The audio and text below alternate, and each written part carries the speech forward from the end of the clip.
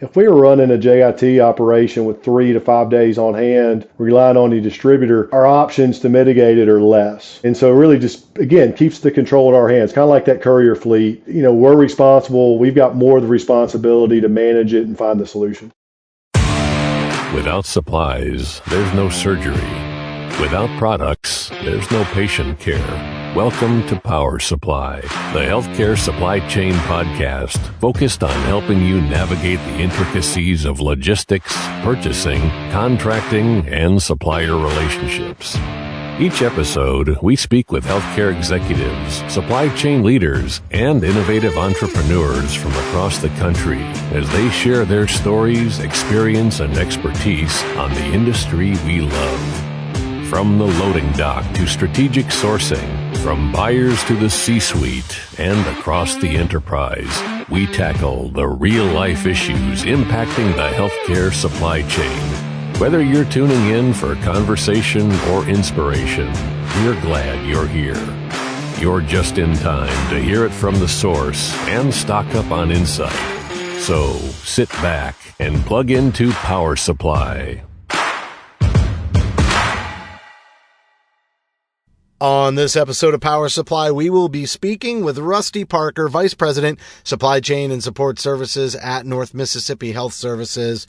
Hayes, I knew the two of you would hit it off. I met Rusty in Vegas at the Vizient conference, and we chatted a little bit, and I told him about, my co-host, and specifically your love of all things Tennessee. And it sounds like the two of you had a chance to connect before we're even getting on this interview, so I have no doubt you two are fast friends.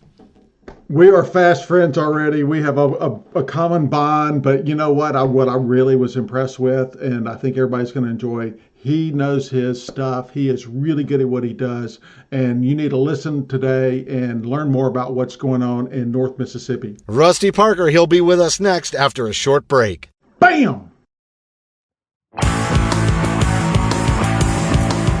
I'm Hayes Walder. This is Gary Skinner. And I'm Justin Poulin. From the studios of Healthcare HQ, you're listening to Power Supply.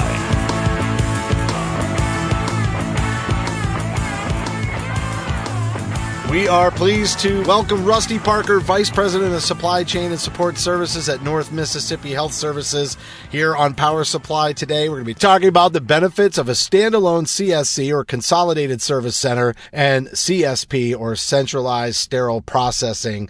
Rusty, you and I had a chance to meet in Vegas, and you're telling me all about how you're set up there at North Mississippi, and I just thought, what a great conversation for our listeners. They're going to really be, it's going to be a treat today. So thanks for coming on the podcast. Yeah, happy to be here, Justin. Looking forward to it. And we'll leave some of that conversation we had in Vegas out of this. The roulette table does not speak. I mean, do you enjoy Tunica better than Vegas, or how does that work? That's a tough call. I mean, there's so much to see in Tunica. Vegas slightly beats it out. Slightly, by hair. Just for the shows. Yeah, just for the shows. Yeah. That alone. So, Rusty, why don't you just talk a little bit about your background? One of the things that, we both had in common that we discovered right away is that we've both, worked as clinicians in the past. So I thought maybe you could talk about how you wound up in supply chain. Yeah, that's a great way to start. So I've been in healthcare right at 20 years and found myself in healthcare as a clinician, so physical therapist by trade. So 2 ruptured ACLs, and I was trying to figure out what to do with my life and thought those physical therapists looked like they were having a great time. So I opted to go that route. And instead of working with athletes in an orthopedic setting, I found myself in a hospital and wouldn't trade it for the world. Appreciated being in that setting and seeing people, quite frankly, at some of their worst, but being a part of that team that helped them start on that road to recovery. But, really just was searching for something more than just the day-to-day patient care, and found myself running a rehab department at a location, North Mississippi, in Olive Branch, Mississippi, and reported to the system a supply chain, vice president of supply chain, and they had a role on the team where they needed somebody with a clinical background. And so through some conversations, I was approached to see if I'd want to come and do that and be a part of the supply chain team at Methodist Labonter Healthcare. And at the time, I couldn't tell you what supply chain was, what they did, or what I'd be doing, so I thought, why not? Perfect fit. I have no clue what I'm going to do or what it is, so I jumped in with both feet. I wouldn't again change that decision because it was the right 180 at the right time for me. But having that clinical background to fall back on as I've continued to grow in the supply chain realm has been so beneficial. Being able to speak about things with the clinicians and the providers and know where they're coming from is helpful. You know what? I bet you Rusty gets the mission and the patience that we talk about in supporting supply chain all day long. Love it. Love your background. No, sorry, Rusty. Well, I was going to say, I hit the why all the time. Most of supply chain, you're disconnected. You don't feel like you know the widget, what it does, or the patient it serves. And I try to bring that why back. And I say, look, you don't know if it's going to be you or me there tomorrow. So that's why we do what we do in supply chain. And while we might not be directly touching the patient, man, we're doing patient care. That's awesome, Rusty. Love your background. Love it. Love it. And just to make clear, as a physical therapist, where did you go to school for that? Yeah, so that's a great question. I went to the University of Tennessee Health Science Center. So go Vols. Go Vols. That's right. Preach it. Scream it for the people in the back. What are they ranked? NCAA basketball out of the year? What are they ranked? In basketball, man, they got a stud team. They're they're going to be good this year. Yep. We will. We've already moved on to basketball. We've already left football behind. We're already on to the basketball season. So I know you're a very, very smart guy. If you're able to graduate from University of Tennessee Physical Therapy School, you must be brilliant. Jeez. Hayes, I only graduate. Not only did I graduate, I graduated twice. So I went through the program twice. The physical therapy moved from a master's level program to a doctorate level program. I had the opportunity to complete both degrees. Glutton for punishment, and I didn't have enough else to do, but I did that. Congratulations. That's fantastic. Rusty, just to set the table for the conversation, talk about just when you walk into your CSC / CSP, because you got both kind of going on there. What does it look like? I know that we're seeing a lot more of this where sterile processing is offsite in a consolidated service center more and more than we really ever had. But what does it look like walking into the building? Paint the picture for those that don't have access to one or haven't in their. Yeah, so the two sites, they mirror each other. So they're about 30,000 square feet each separately. So talking 60,000 square feet, even in Mississippi, that math still works. And so on one side, you've got the warehouse, and it is what you would expect a warehouse to be, right? It's got the racks, it's got the pallet jacks, it's got the receiving docks, it's got the docks for outgoing, and it's clean, well managed, well ran. Then we've got a separate kind of a connector, and then you go to the other side, and you've got your offsite CSP, 2 levels. The CSP area is we've got our office areas upstairs. Downstairs, we've got our clean and dirty sides set up. Again, taking that 30,000 square foot footprint, receiving docks just like we do on the warehouse side. And so we're able to run the product in, run the product out, very clean, very seamlessly. Both groups are separate, but they've got their workspace to meet the demand that they have. And do you think it was a big adjustment for sterile processing to move off-site? I mean, we're so used to doing a lot of that in the hospital. I don't know that you were there when they built the locations, but I just wonder if you have any insight was that a difficult move, or was that kind of a little bit smoother than anticipated? Yeah, in healthcare, everything's difficult because we don't deal with change. So anytime you disrupt the norm, it's difficult. So Mike Schweitzer was really the architect behind this. So Mike was the VP of supply chain at that time.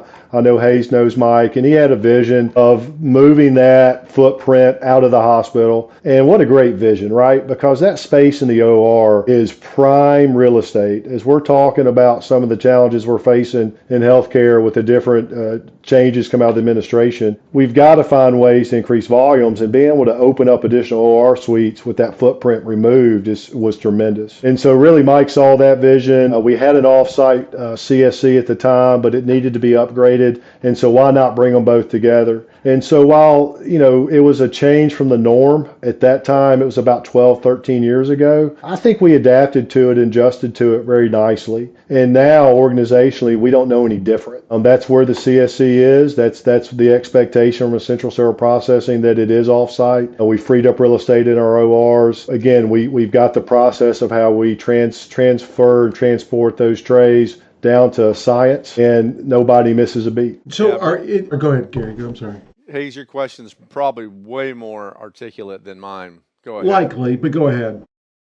No, Rusty, you're taking me down the line. Thank you, Hayes. I appreciate you. I respect my elders, but I'm going to go first this time. But Rusty, seriously, you talked about just the transparency, how it's worked. You've been there 13 years. It's been functioning. It's seamless. But I remember this time too. You're like bringing me back in time where we made a brand new cath lab, and what left and went off site? All our supplies, all our stuff, all that. So I want to get into courier service. Can you talk a little more detail how courier service is supporting that for our listeners? Because I think that's a big deal having it off site. So now it's not elevators or football fields left to right, but what's courier service look like with that? Yeah, no, that's a great question, Gary, because you've got to get it from point A to point B, and when it's off site, you're right. You're not rolling carts through the floors and up the elevators. So we've got a very robust courier services fleet. We manage that ourselves, so we don't outsource that. Okay. Internals.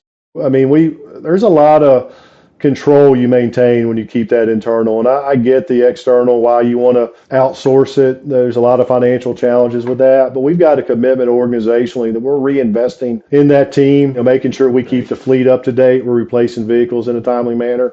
We've got the right drivers on board that can get their products from point A to point B. So for the courier services, for that group that's supporting CSP, we've got humidity controlled transport trucks or refrigerator trucks. We've also got climate control case carts. And so we understand that when you take it off site, you're opening up to a higher risk of issues, i.e. infections. And nothing can sink a program quicker than a high infection rate. Correct. Yep. But we know if we can control the humidity, make sure that we're transporting it in sterile case carts, that we're not opening up our organization, our providers to additional unnecessary risk. And so courier services plays a huge part in that. And we've got dedicated drivers that just support CSP, and they know how important it is to get those trays, clean trays over, dirty trays back, because there's a patient on the other end of those trays. And we can't have a delay. We can't have a miss. We can't drop a tray, miss a pickup, because the impact of that could be detrimental. Absolutely, Rusty. I was just thinking about routes too. Like,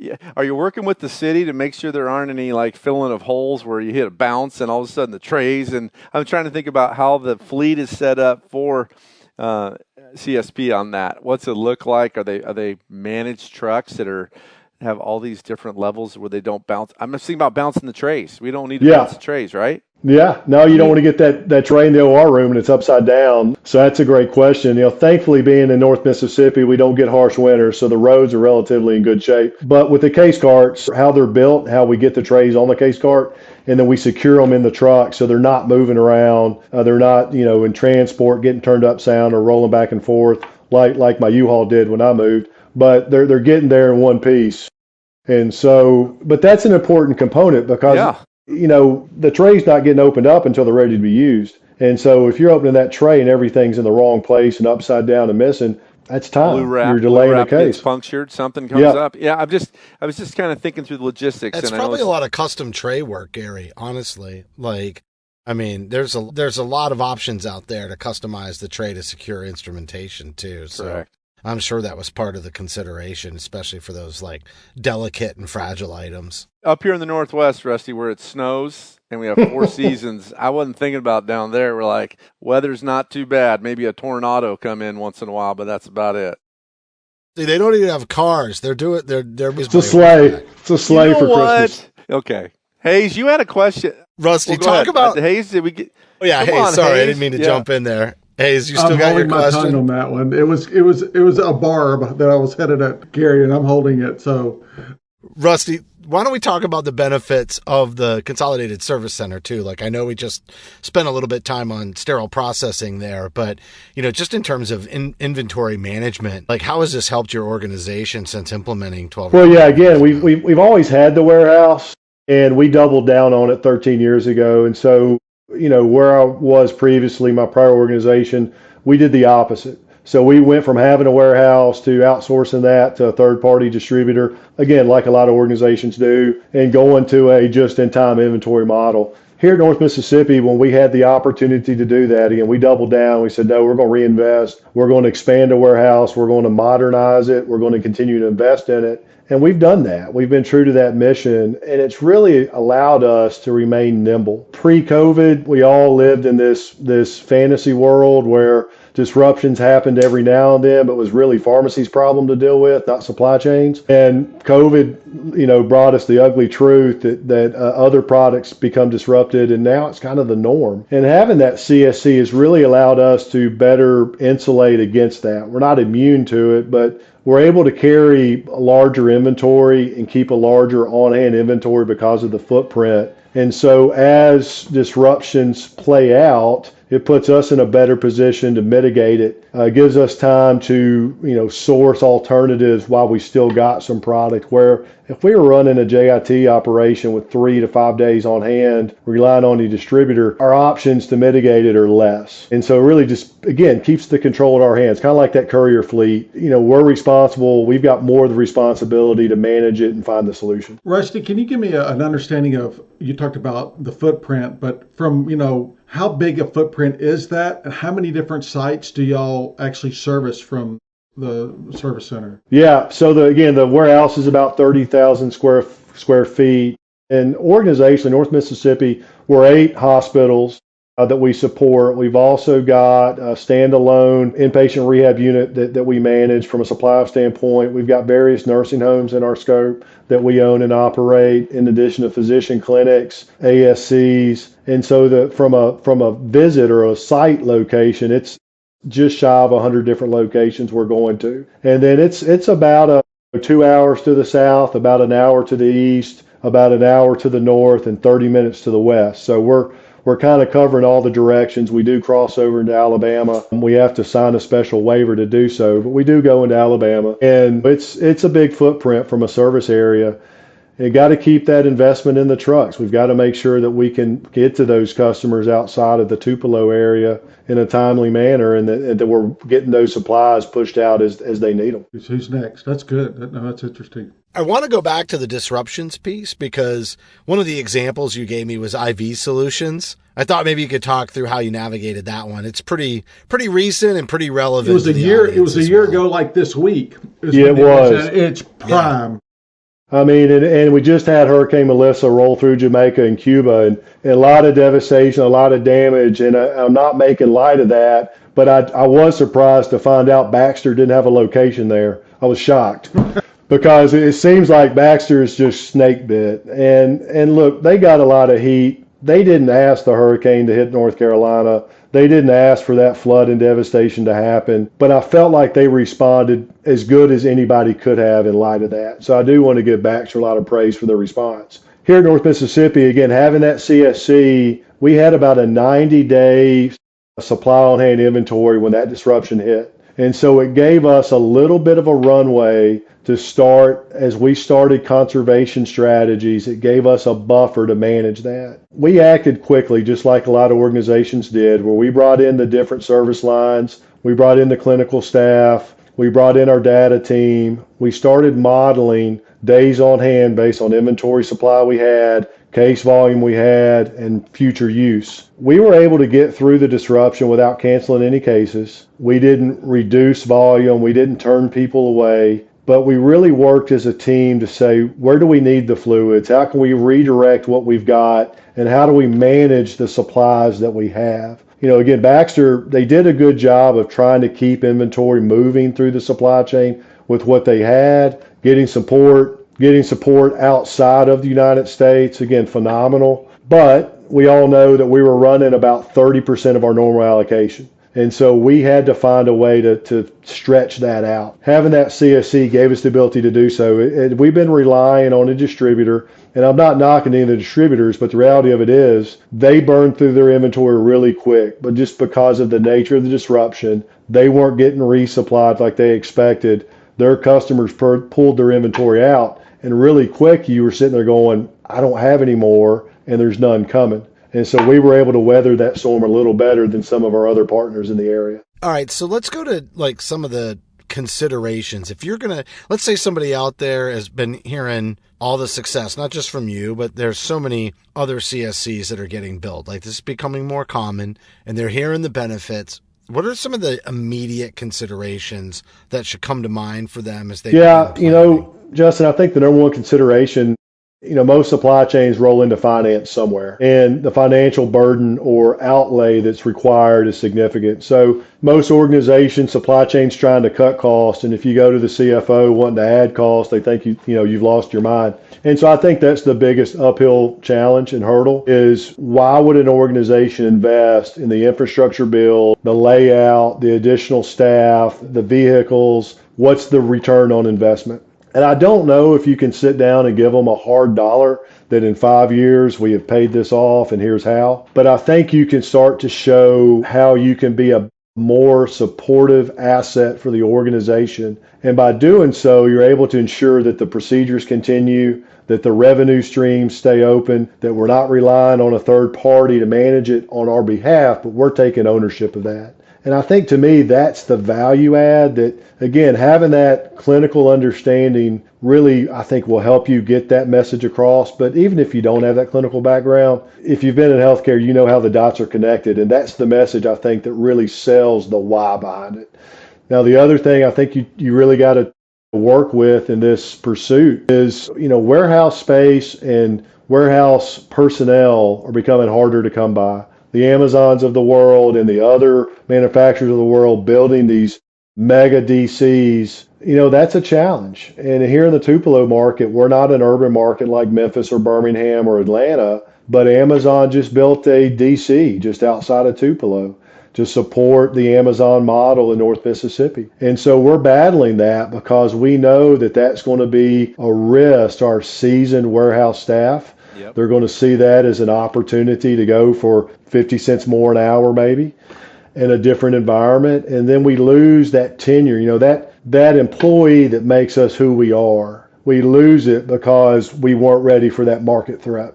So I think that's something you got to keep front of mind. I think, Rusty, comes back to your why. I mean, I think you sell the mission and someone ultimately feels like they're affecting a patient's outcome, and in the OR or in the ED, that why of what they're really doing is a little bit different than Amazon retail.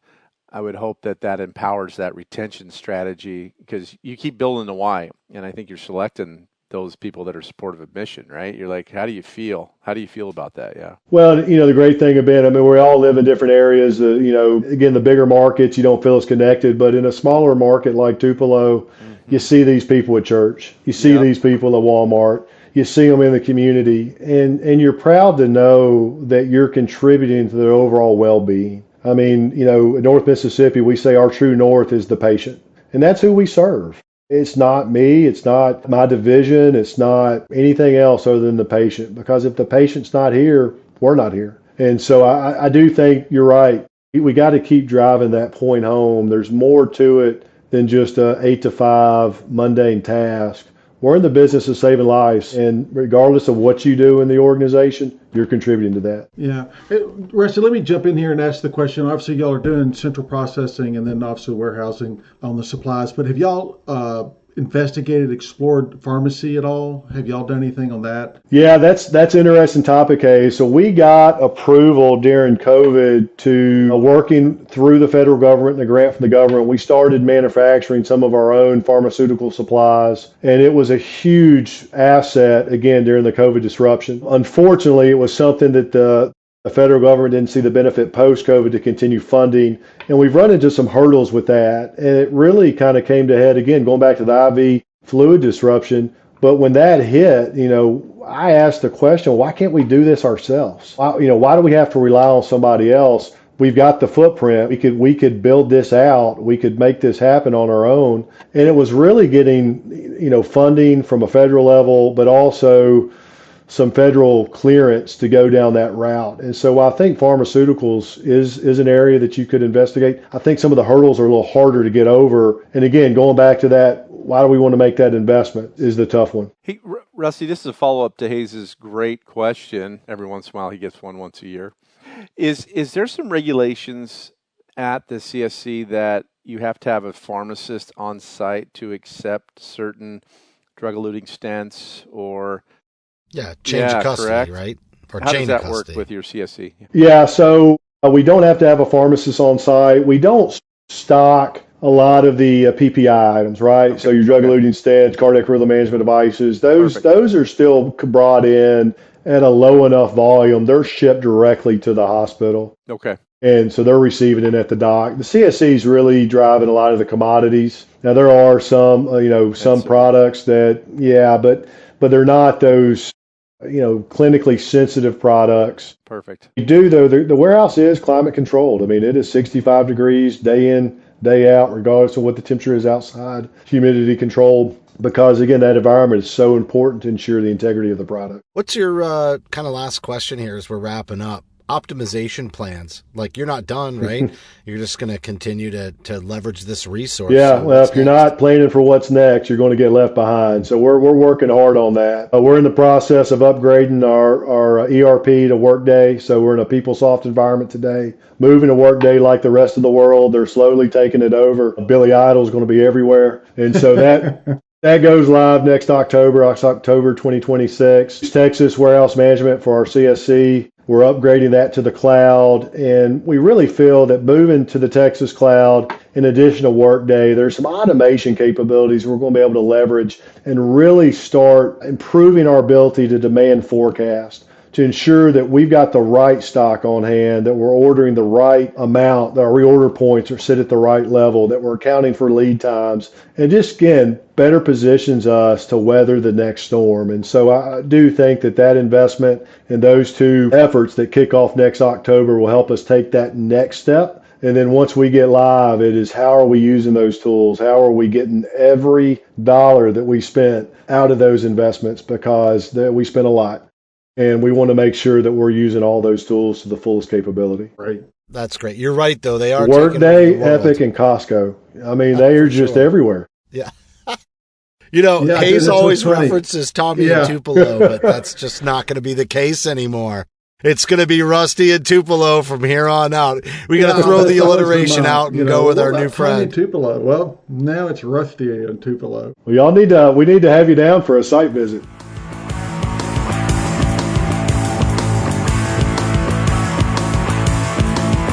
That was Rusty Parker, Vice President, Supply Chain and Support Services at North Mississippi Health Services, talking about their unique setup with a standalone Consolidated Service Center and Centralized Sterile Processing.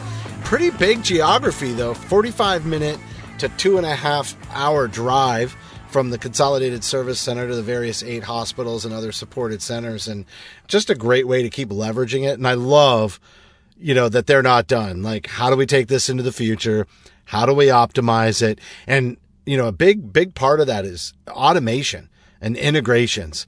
Hearing him talk about that's going to be a big topic of conversation and buzzword moving forward. Like, we've talked about wanting to do those things in the past, but I think just about every technology that you're going to start adopting in supply chain is going to have to integrate. It's going to have to create automations because, he even talked about it. Like, we're having a hard enough time staffing these warehouses when we've got other big companies. And so, Gary, I think this is your cue to talk about mission. Oh, no, just number one, love his background, where he came from as a PT and can have that clinical understanding of mission and patient first. He exemplified that throughout the podcast. But this is a guy who's a mover and a shaker. This is a guy to watch. He's going to be implementing some things that are impressive, and he's got stuff on the forefront, like a follow-up call to understand how he's doing it, what are best practices, and where he's transitioning on the next steps of what he's already encompassed. And I love the economy of scale, not outsourcing it, keeping it under their umbrella so they can control it and support the mission, exactly where they're going. But just impressive what's going on, and Rusty was just a pleasure to have on the podcast. All right. On behalf of Hayes, Gary, and myself, thanks for listening to this episode of Power Supply. Bam!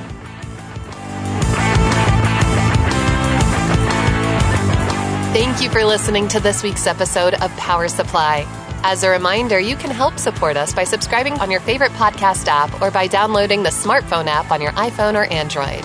Simply search for Power Supply in the App Store or Google Play. The best thing about downloading the smartphone app is that you can access bonus content for certain episodes and view episodes in certain categories, like articles on the go and vendor spotlights. Are you following us on LinkedIn or Facebook yet? If you are and you love an episode or post, then let your social network know about it. Like, comment, or share our posts along with your thoughts and keep the conversation going.